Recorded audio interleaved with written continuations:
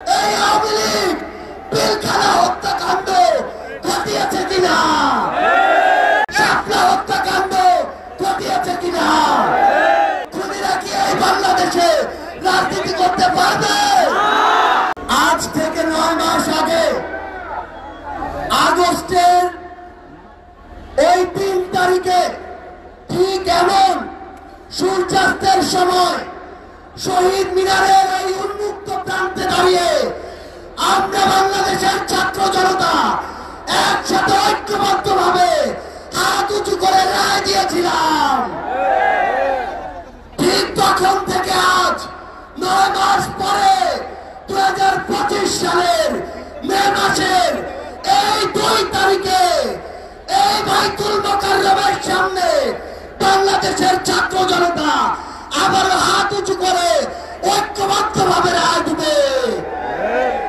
আমরা সেদিন এক হাত তুলে এক আঙুল তুলে এক দফা ঘোষণা করেছিলাম।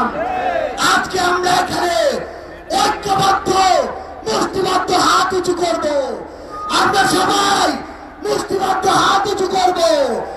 এই আওয়ামী লীগ পিলখানা হত্যাকাণ্ড ঘটিয়েছে কিনা, এই আওয়ামী লীগ শাপলা হত্যাকাণ্ড ঘটিয়েছে কিনা, এই আওয়ামী লীগ চোরাই, এই আওয়ামী লীগ খুনিদের দল কিনা? খুনিরা কি এই বাংলাদেশে রাজনীতি করতে পারবে?